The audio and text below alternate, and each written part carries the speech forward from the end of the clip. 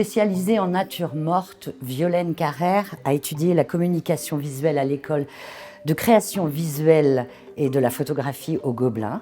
Elle explore maintenant le lien entre la photographie publicitaire et la photographie d'art à travers son travail God Save the Cream. Violaine, comment vous êtes-vous emparée de cette expression 30 ans après ? En fait, pour réfléchir à ce qui pourrait se passer dans 30 ans, au niveau de la photo, j'ai commencé déjà à me poser la question de où on en était aujourd'hui, qu'est-ce que la photographie, en fait, tout simplement aujourd'hui? Et c'est vrai que c'est assez compliqué à définir. Il y a 2 manières, de la définir un peu classiques qu'on peut facilement trouver. Par exemple, la première, c'est de dire que la photo, c'est, une technique ou un art qui vise à représenter la réalité. En fait, c'est pas toujours vrai puisqu'on peut faire de la photographie abstraite aussi, notamment avec les boulots de Helen Carey, par exemple, ou Barbara Kasten. Enfin voilà, il y a énormément de manières de l'imaginer, de façon abstraite. Et l'autre manière aussi d'imaginer, une définition de la photo, c'est de dire, en fait, c'est, un art ou une création visuelle qui se fait avec un appareil photo. Là encore, c'est pas toujours, juste puisque, par exemple, avec les photogrammes, le fait de poser des objets, sur des surfaces sensibles comme, par exemple, du film ou du papier photo, en l'exposant ensuite directement à la lumière, ça se fait sans appareil photo. Donc, en réfléchissant un peu à toute l'histoire de la photo qui nous a amenés jusqu'à aujourd'hui et à la façon dont elle se transforme aussi très rapidement, je trouvais ça assez difficile déjà de dire où on en était au niveau de la photo de nos jours. Par exemple, ce qu'on fait avec de la 3D, c'est tellement photographique, pourquoi on ne pourrait pas l'appeler photo? Mais pourtant on appelle ça de la 3D. Tout ce qui est intelligence artificielle, on peut dire que c'est de la photo, mais ce n'en est pas vraiment non plus. Donc du coup, moi, je me suis posé la question de, en fait, qu'est-ce que la photo pour moi aujourd'hui? Comment moi je fais une photo? Ce que je fais, c'est de la photo de nature morte. Et ma manière de créer, donc ça se passe uniquement en studio. Donc du coup, pour moi, faire une photo, c'est la manipulation de la lumière. Du coup, c'est de la manipuler et de la faire passer au travers d'une matière ou de la faire arriver sur une matière.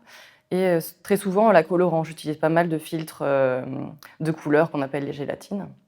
Donc voilà, ça c'est un peu ma façon à moi de faire une photo.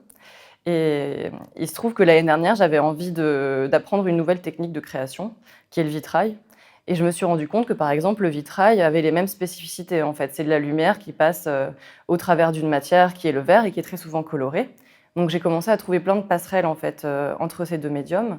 Et j'ai eu envie de commencer à les mélanger. Et donc c'est comme ça que j'ai commencé à intégrer des photos avec ma technique qui est plutôt actuelle, qui est la photo numérique, en les imprimant sur plexi et du coup en les intégrant à ces réseaux de plomb dans lesquels j'insère les verres avec des techniques moyenâgeuses du vitrail.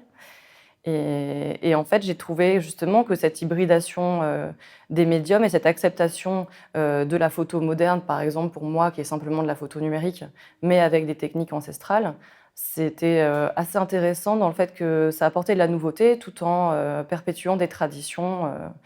D'autant plus en étant français, parce que c'est vrai que la France, par exemple, détient la moitié des vitraux du monde.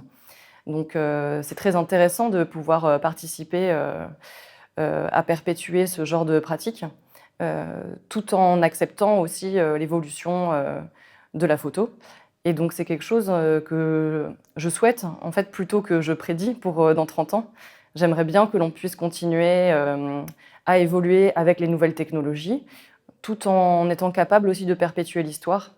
Et voilà, et que ce ne sera pas forcément, par exemple, de la dématérialisation versus de la photo argentique, de ne pas être dans une lutte entre ces deux manières de concevoir la photo, mais de plutôt être capable de l'imaginer différemment, voilà, de la mélanger, pourquoi pas, à d'autres médiums, pour garder quand même un savoir-faire manuel et de continuer à être capable de faire et, euh, et de pouvoir toucher. Voilà.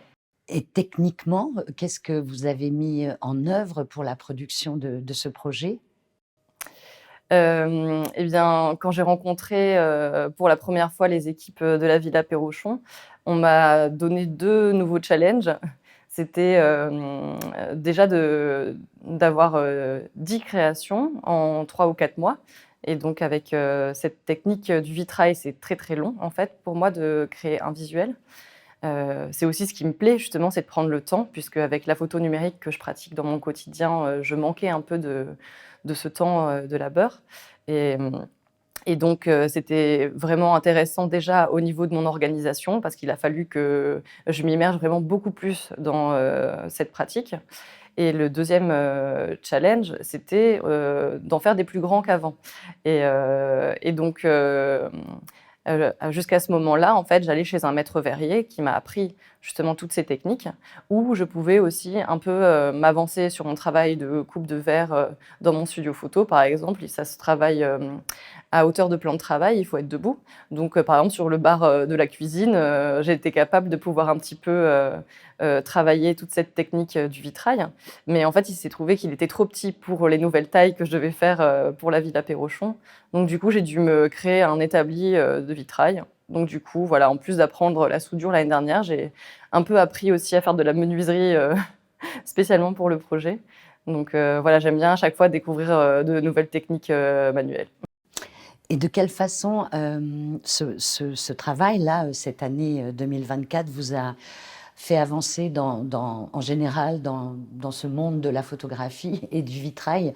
Est-ce que ça va vous permettre d'aller vers d'autres projets dans l'avenir? Oui, je pense en fait, c'est vrai que de sentir que justement ça peut intéresser, d'autres personnes et que ça a un écho en fait que je ne ressentais peut-être pas à ce point ou en tout cas, pas, pas aussi intense qu'actuellement en travaillant sur cette hybridation des médiums. Ça me donne vraiment envie de continuer, sur cette voie et heu et d'imaginer aussi plein de manières, même au niveau de la forme, de mélanger, la photo et le vitrail. Parce qu'en fait, là, j'ai commencé d'une certaine façon, mais c'est tout frais encore, vu que ça date de l'année dernière.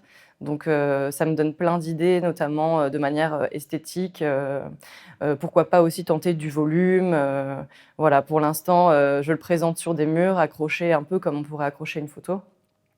Mais c'est vrai que ça donne envie d'explorer aussi, d'autres formes. Merci beaucoup. Merci.